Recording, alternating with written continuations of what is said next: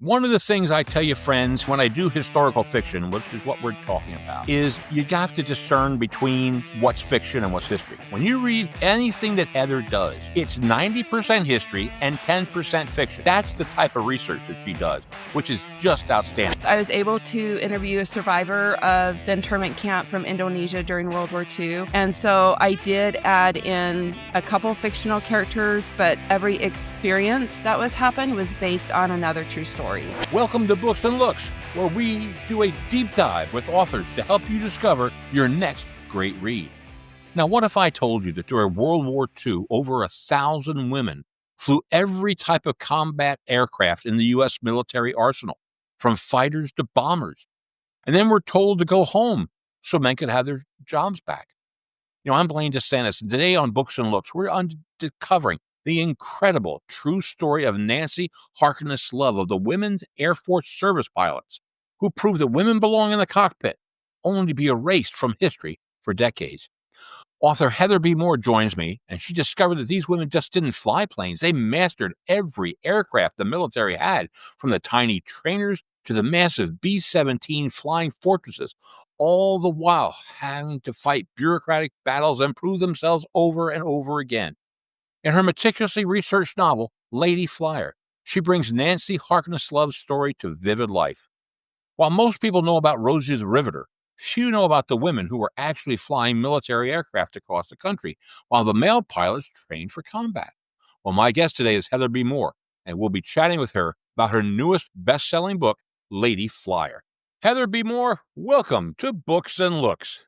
Thank you so much for having me. I appreciate it. Well, I'm happy to have you back. Heather was with us around a year and a half ago or so with her prior book, which was Under the Java Moon. Wow, that was a great effort, Heather. Kudos on that. Thank you.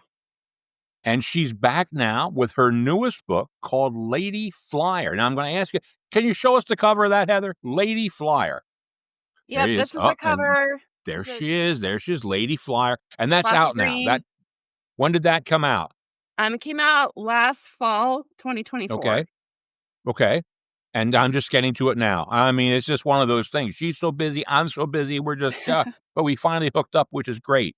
So anyway, it's out. If you can get it anywhere, friends, anywhere books are sold, you can get Lady Flyer, and you're going to want to do this. Now, one of the things I tell you, friends, and when I do historical fiction, which is what we're talking about, is you have to discern between what's fiction and what's history. When you read anything that Heather does that we're talking about here, it's 90% history and 10% fiction. Okay, that's the type of research that she does, which is just outstanding. It's why her books are bestsellers, top of the list. You can't beat it.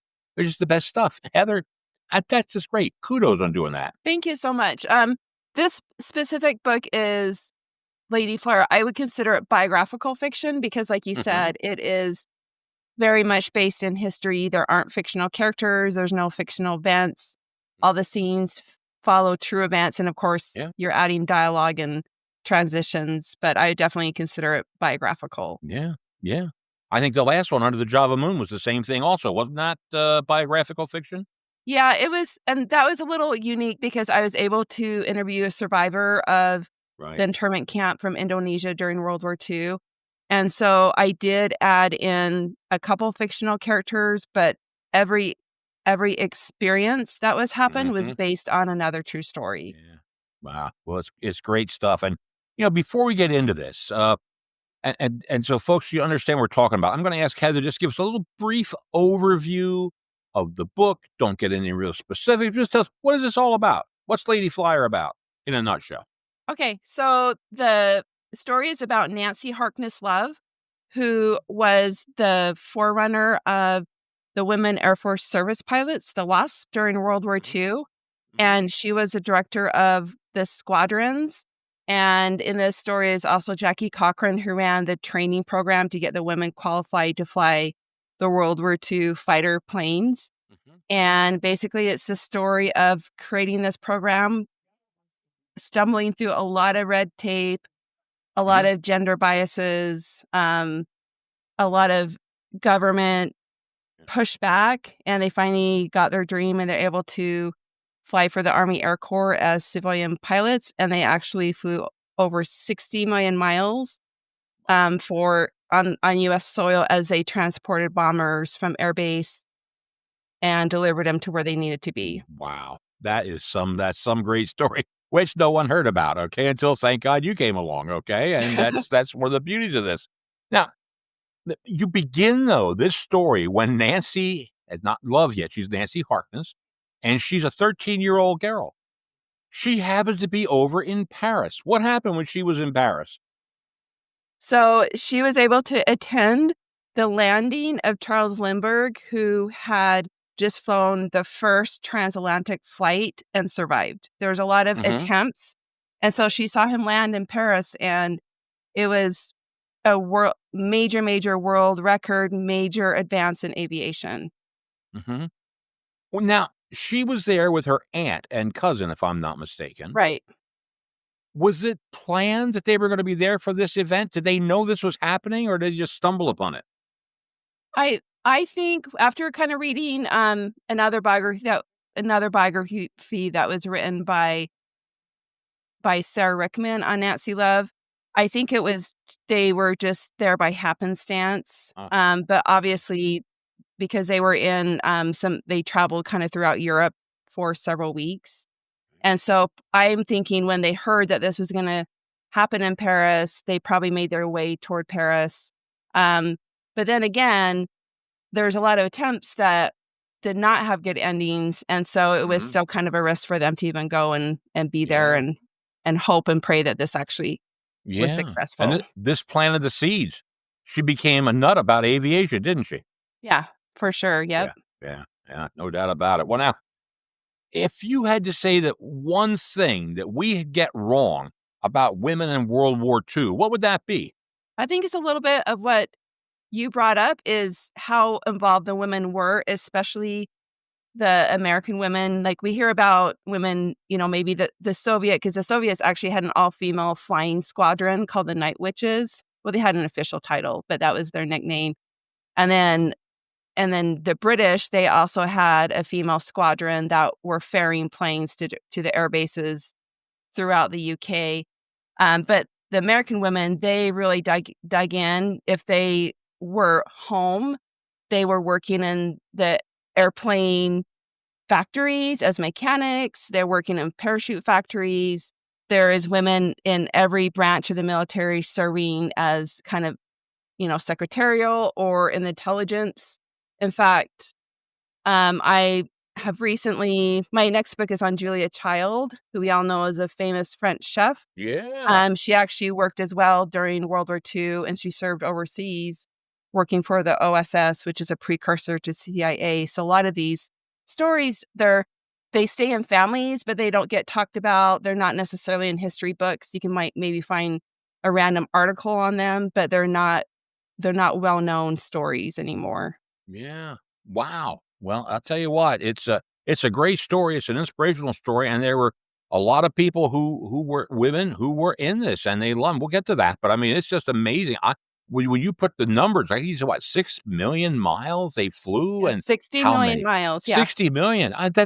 These are numbers that are astronomical, Heather, astronomical. And I was unaware of that, because we don't talk about that. And that's one of the issues that we have found out. Well, now, Nancy had to make a choice between pursuing her dreams or conforming to expectations.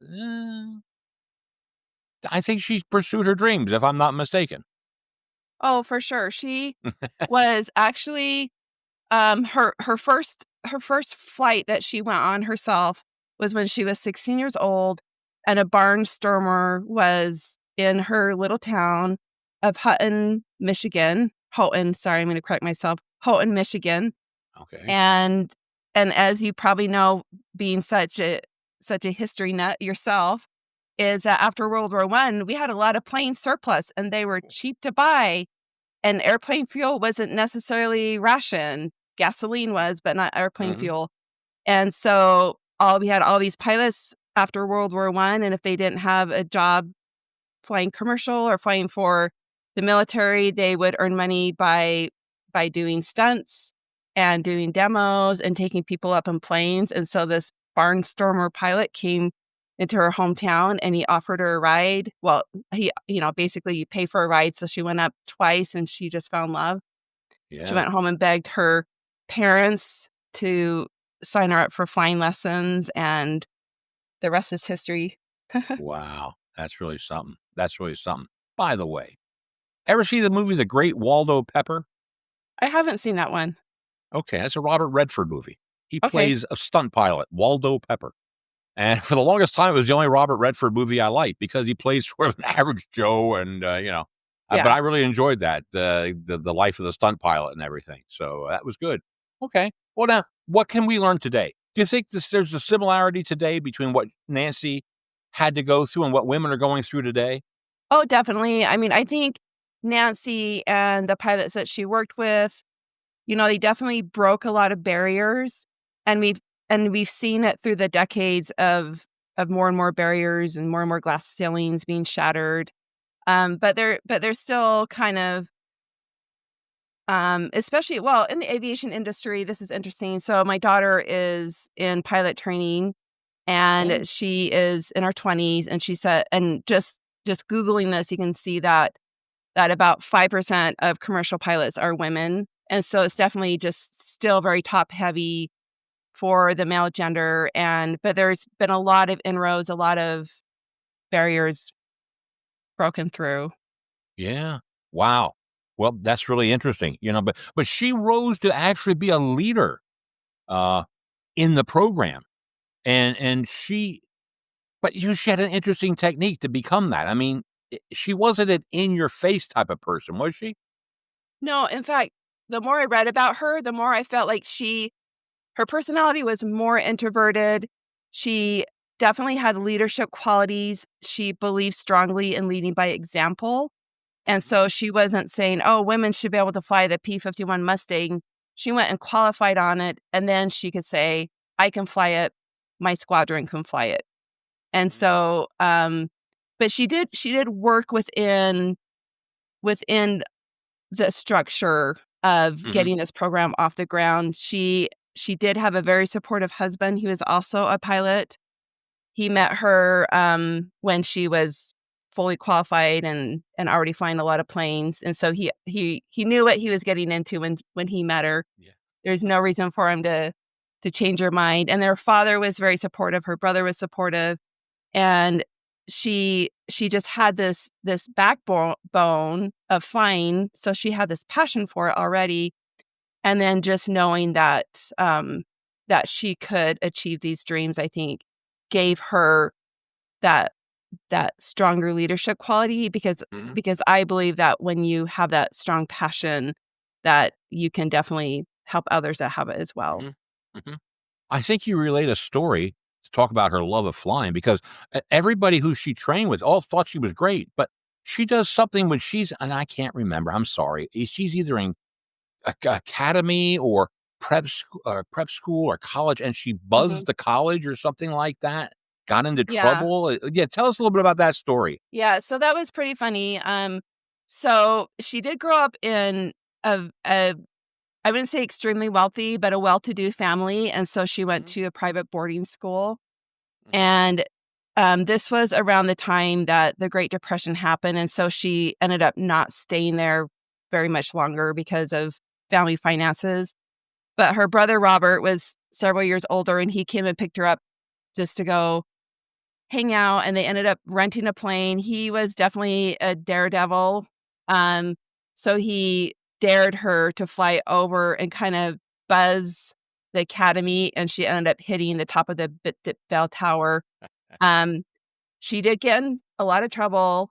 She did not get expelled or suspended. Well, she might have gotten suspended. I'm not sure on that. But the reason she did not get expelled is because the school had a policy that women could not drive cars, but they did not have a policy yet that women could not fly planes. Oh, The loophole, huh? right? That's good. I like that. Wow, that's great. Now tell us, how did you find Nancy Harkness Love, and what drew you to her story about this?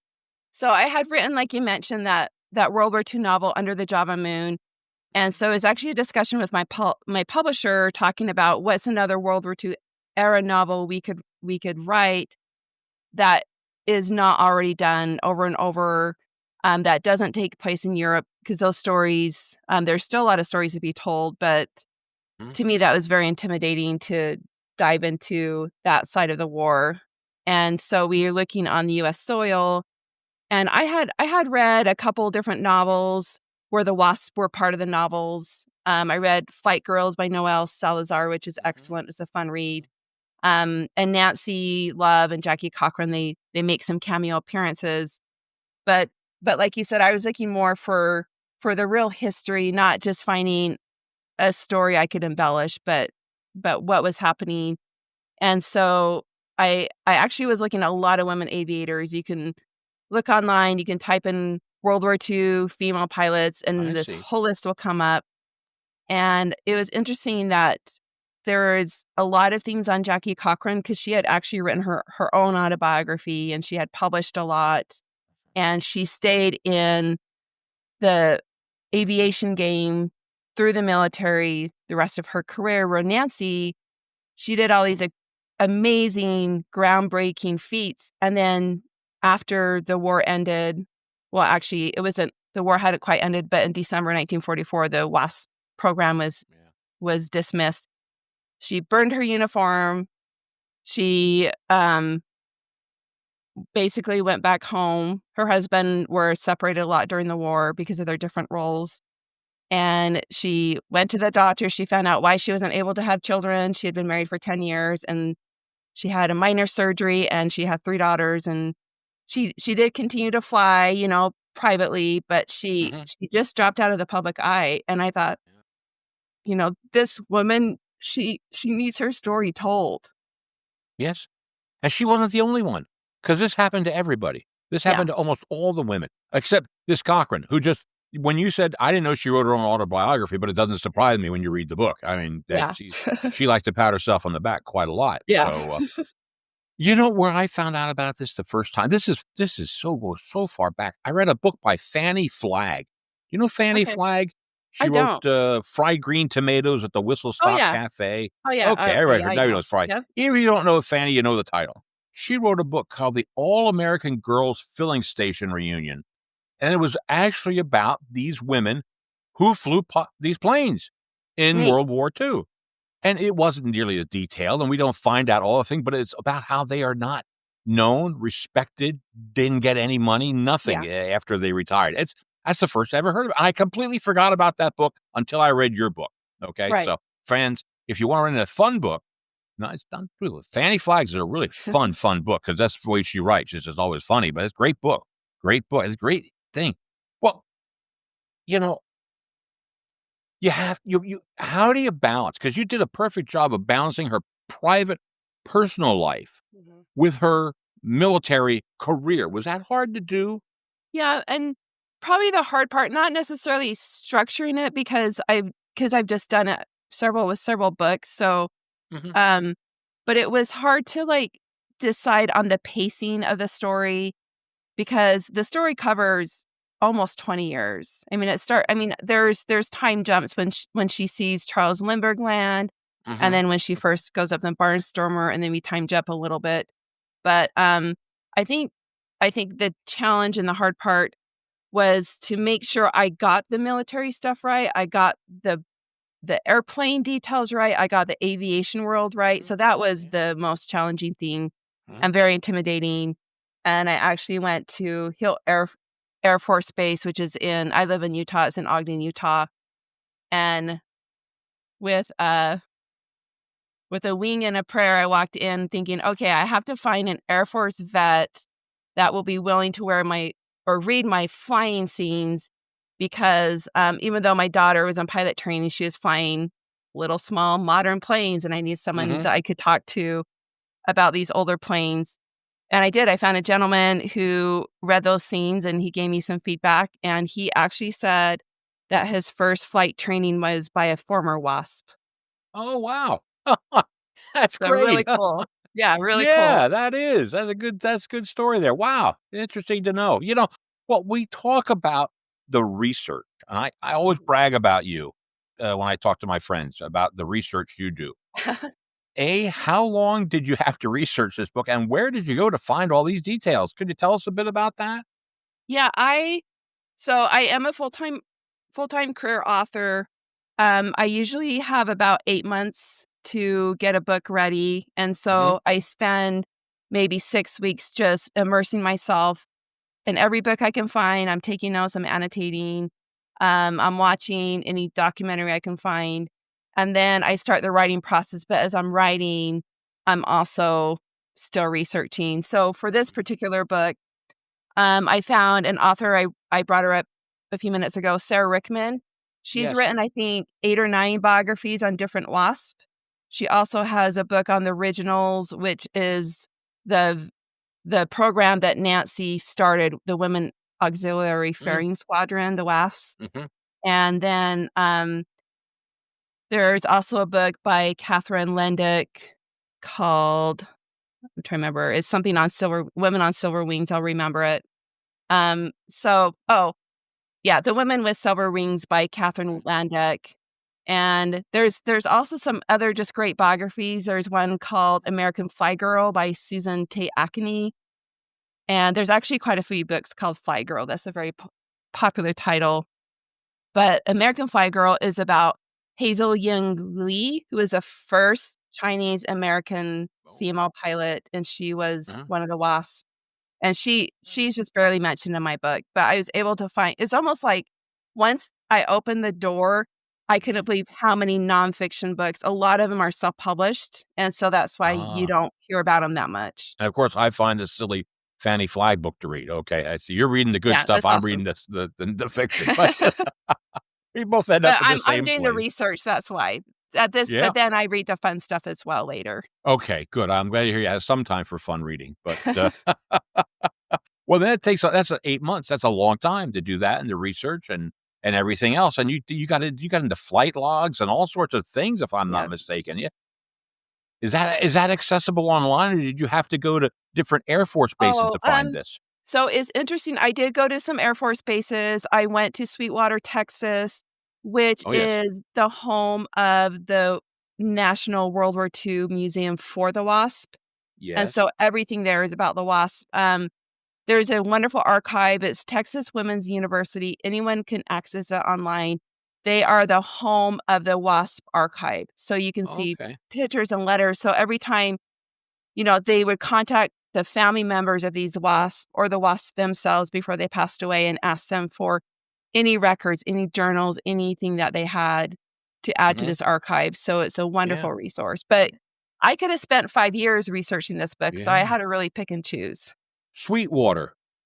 Is that not the home of Dr. Pepper? Isn't that where it was founded, if I'm not mistaken? I don't I know. That would be cruised I fun to find cruised through out. one I cruised through there one where Yeah. little facts I come up with on my trips, But, wow, that's really something. Sweetwater, that's out in the middle of nowhere, though. That's Yeah. West Texas, yeah. We flew into San Antonio and I rented a car and drove about 3 hours to get Yeah, there. mhm. So, Yeah, a lot of dust out there, a lot of yeah. dust and dirt. Wow, a good place for an aviation area. Yeah, now we've been throwing around terms like WASPs and WAFs and all those sorts of Yeah. things. What's a WAFs and what's a WASPs? Okay, so the WAFs or the WAIFs is WAF as in Frank, S as in Sam. Okay. It's a Women's Auxiliary Ferrying Squadron, and that was Nancy's program when they first started. So she got on board 21 fully qualified women or 29 women, and then they still had to go through some training. And Mhm. they started within, I think it was like 30 days, they were already flying on missions. Um, but then Jackie Cochran had been in Europe at the time. She was helping with the women's squadrons over there. And so she came back to the United States and they put her in charge of the training program, which ended up being it started in Houston, but ended up being at Sweetwater, Texas. And so that was like the women detachment training program. So that was a different title. And then a few months into having both of these names, they decided just to call the whole program the WASP, the Women Air Force Okay. Service Pilots. So instead of having the squadron name and the training name, they just put it under the one umbrella of the same name. Okay. So it's a little So now, confusing. yes, I must admit it is. I keep looking back at the glossary. What does this mean? What does that mean? Yeah. But we get it. Now, and that gets me back to this ferrying service. Now, this is basically, I think, Nancy's idea. She has this great idea what women pilots can do to help out in World War II. It's this ferrying service. So what are they ferrying? Tell us all about that. So basically, Nancy and also Jackie, they had been working through their channels to say, well, men were leaving, pilots were leaving to join the Royal Air Force, the British Royal Air Force, the RAF, but it wasn't like a big exodus yet until Pearl Harbor hit, and then once the Pearl Harbor was bombed, then that changed everything for the United States. And instead of sending over relief efforts, we were now entering into the war, and so pilots were being trained if they weren't trained already, and just going over in droves. And that also upped the manufacturing of these planes. And so suddenly all these planes are now, the manufacturing plants were running day and night.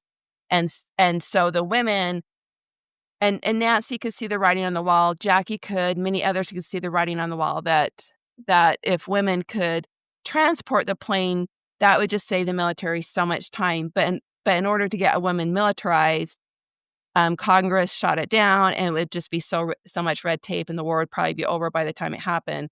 So one of the commanders, he came up with the idea of using women as civilian pilots, so that did not have to get approved by the government, so they could start right away. So Nancy was told the summer of 42, the program's going to start. We're basically going to give you the green light to get these, around 30 women. And so it happened really fast. I mean, it was from the time Pearl Harbor hit to the time they had this program, it was actually about 9 months. But as far as Nancy getting notice, and so she had already been working on a training manual and all of the steps they had to take. But so you asked about the plane. So Nancy was the first woman to fly like the P-51 Mustang, the P-38, the B-17 Flying Fortress, the C-54 Sky Master, the B-25 bomber. And so all these planes, they had to get them to where the men could then train, and then the men could then take off overseas. Okay. Yeah, and what amazed me was how many different factories were making airplanes. And Yeah, so they just converted. Yep. yes. And so Nancy, who was in charge of this, she divided the country up into sections, and these women were flying. You're in the East, you're in the West, and you're flying from that factory to that Air Force location. Yeah. And then you got to go back again, back and forth. I mean, it was a Herculean effort to do this. And in the end, there were 1,000 women. That's a number that surprised me. Yeah. So they actually had 25,000 apply. Oh my word. And it was 1,074 that were accepted and trained. Oh my word. Now let's go. You start throwing numbers at me. B-17s, what? How many planes? What type of planes were they transporting? I mean, we talk training planes or what? So these were the actual bombers that would go in and drop bombs on Germany. So they were flying these multi-engine giant planes that you usually had to have 2 to 4 pilots to pilot, and the women had to get into physical shape. They're physically tiring to fly. Yeah. And another thing too that they did is well, they kind of hit some barriers, because old school military was saying they didn't want women to fly when they're menstruating or pregnant, or fly at night, and or fly with a man in the cockpit. Like, they didn't want a woman to have a co-pilot that was a male. So those are things they had to constantly work through. And there is even a commander that didn't want, after they delivered the plane, then they would catch maybe a different plane back to the air base, or catch a train or something. And they didn't want the women to fly back with a man back to the air base. So they had to work around that stuff. Wow. So it was complicated. It was. And when you're talking 60 million air miles, there's a lot of flying back and Yeah. forth and everything else. And one of the things I think I remember was that one of the ladies, she was short and she had a hard time getting her feet to whatever they are, the controls or something, and they had to Yeah. rig something up for her, if I'm not mistaken. Yeah. Didn't Some of matter. the She women, did it. like if they were under maybe 5'5", they'd have to use blocks. They'd strap blocks, their feet to the blocks.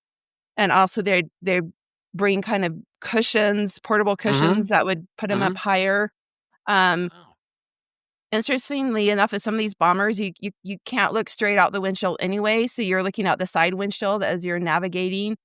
So, but there's some men in the military that were also shorter, some Air Force pilots, and so they were able to give those shorter women tips on how to fly better. Now, one of the things that got me very upset in this book, very upset, and I mean this in all honesty, was Nancy was selected to fly, if I'm not mistaken, the first B-2 from Canada over to It Europe. was the B-17 Flying Fortress. B-17, okay. Yeah. First one. It's going to be the first woman to fly over to Europe.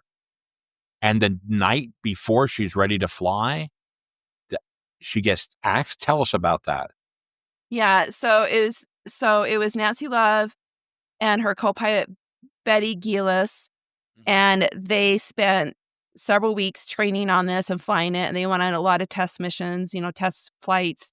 And so they got it, and so they were cleared to transport it to Europe. But up the chain of, but so they had clearance up the chain of command, but there was another commander higher that when he found out, he just said, we're not having women fly across the ocean because if anything happens, if they got shot or bombed, then we're going to have just a huge mess on our hands that we let women basically fly into combat. So isn't this they the were same guy? delayed. Yeah, the interesting thing is that they were delayed a day by weather. And if they didn't have that weather delayed, then it wouldn't have gone up the chain as far, and they would have been able to take off. Oh, wow. Isn't this the guy who always kept putting the kibosh on almost anything she wanted to do? Yeah. It was there. General Hap Arnold. Yep, General Arnold. Who is revered. I mean, when I looked in his biography, and this guy's, but boy, when it came to women flying, nope, not for old Hap there. No, wasn't in favor of that at all. He definitely was like their biggest advocate, but sometimes their worst enemy. Like, I think he was just trying to get the program as much success, but also keep within the restrictions of like the society and that the military already had. So there's definitely a love-hate relationship there. No doubt. Now, one of the things that you would assume, now I would have assumed, that this would be a one for all for one type situation, like the Three Musketeers. We're all together.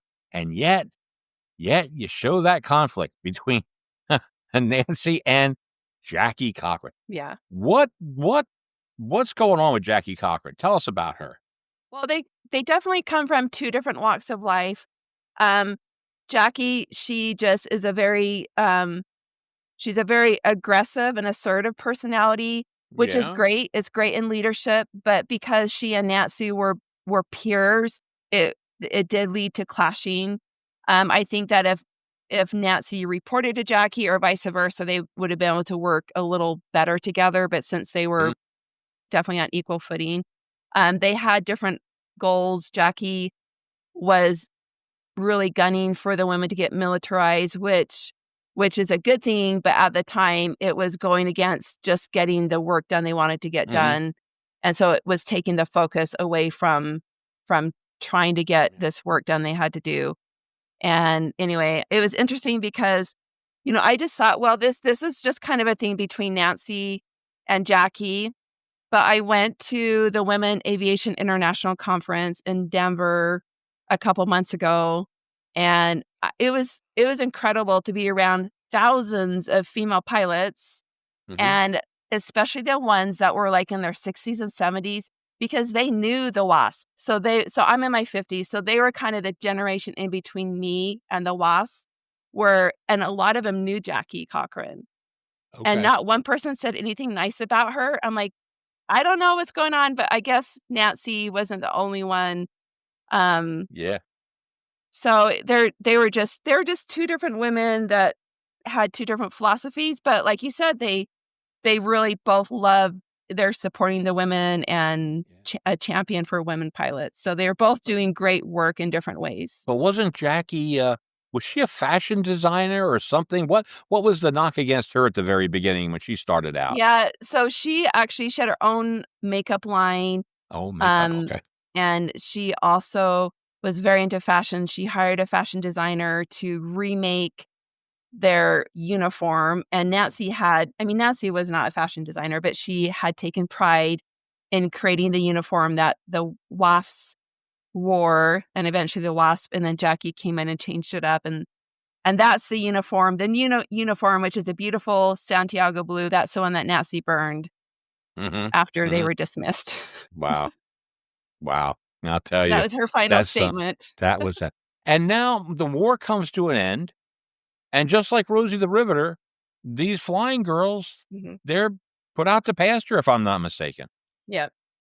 Yep. So they just learned, I think it was December 18th would be their last day. And the men work, and by then this is 1944, and so the war Mhm. wasn't officially over, but it was winding down where they had a lot of male pilots coming back. And it kind of actually was an uproar where the male pilots, they wanted their jobs back, and it became a huge like media frenzy, and the veterans got in, it was just a lot of articles going back and forth in newspapers. Women were trying to steal the jobs of the men, which wasn't true, but anyway, it just kind of blew itself out of proportion. Wow.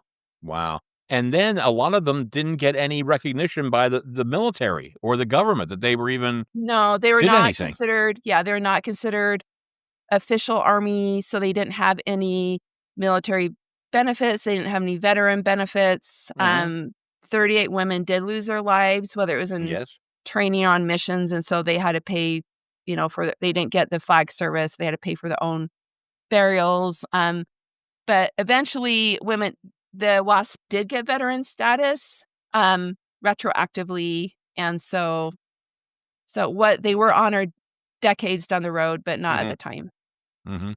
And you tell one story, it's a very sad story about a pilot who was flying to deliver a plane, and they wouldn't turn on the landing lights, and she crashed and Mhm.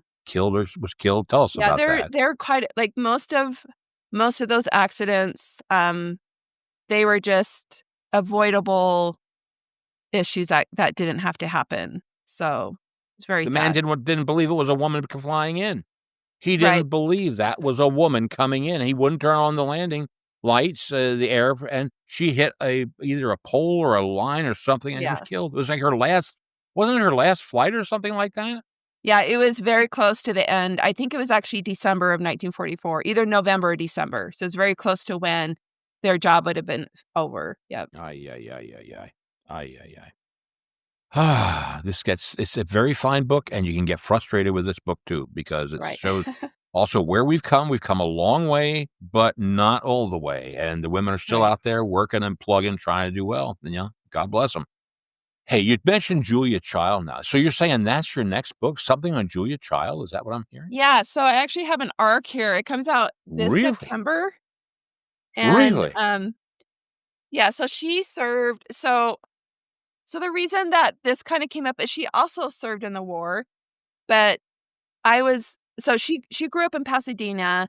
She grew up in a well-to-do family. They had a chef, they had a maid, they had a chauffeur, and she was kind of a socialite. And she ended up, Wow. as World War II broke out and then Pearl Harbor happened, Right. is she volunteered for the Red Cross in her area. She wanted to do more. She wanted to help. She ends up in New York. She gets a job with the OSS doing kind of secretarial work, and then it elevates from there because she's very detailed. She Yeah. has a very good memory. She's very good with languages. These are skills she had no idea she Yeah. even had. Huh. And then Wow. she ends up getting assigned to Ceylon, which is now Sri Lanka. And so Right. she serves there for almost 2 years, and that's where she meets her husband, Paul Okay. Child.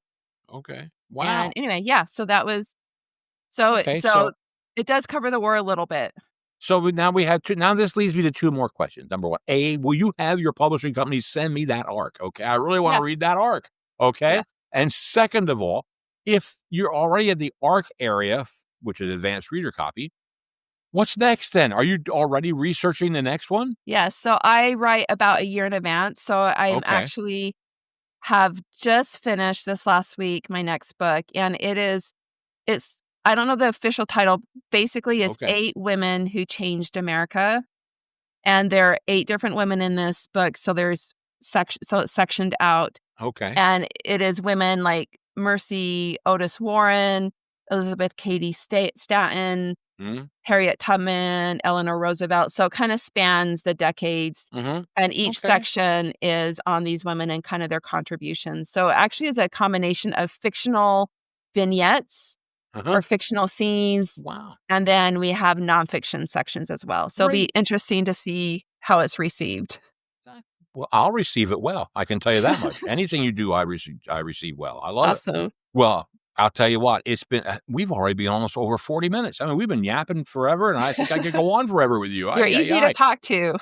Well, I don't know about that, but you're the best. I love it. And hey, one of the friends, wait a minute, friend. Tell us about the book about the paper girls of China. What's that? That's another one I read. That's The Paper Daughters of Chinatown.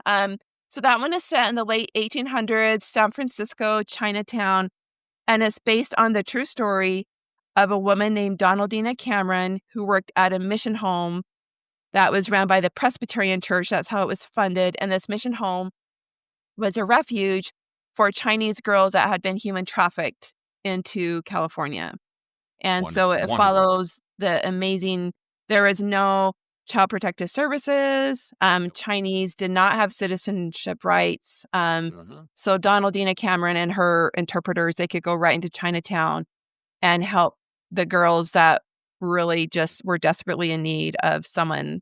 Yeah. And the mission home was a school. They would teach the girls English. They would honor their Chinese heritage. They would give them skills in order to go out eventually and become independent. Right. Wonderful book. Absolutely wonderful. Anyway, Heather B. Moore, thank you so much for being with us today on Books and Looks. Thank you so much for having me. I appreciate it. You know, if there's one thing I hope you take away from this conversation, is that progress isn't always linear. Sometimes we take giant leaps forward only to be pushed back.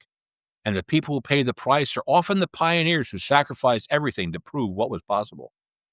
Heather's book, Lady Flyer, you can get that wherever books are found. You know, and don't forget our partner, booktrib.com, for all other things bookish. And so another episode of Books and Looks is in the books. Thanks for letting me share these incredible stories with you each and every episode. And remember, every time we learn about people who came before us, we honor their sacrifices and maybe find that the courage they had to be pioneers, we could be pioneers ourselves. I'll see you next week for a new edition of Books and Looks.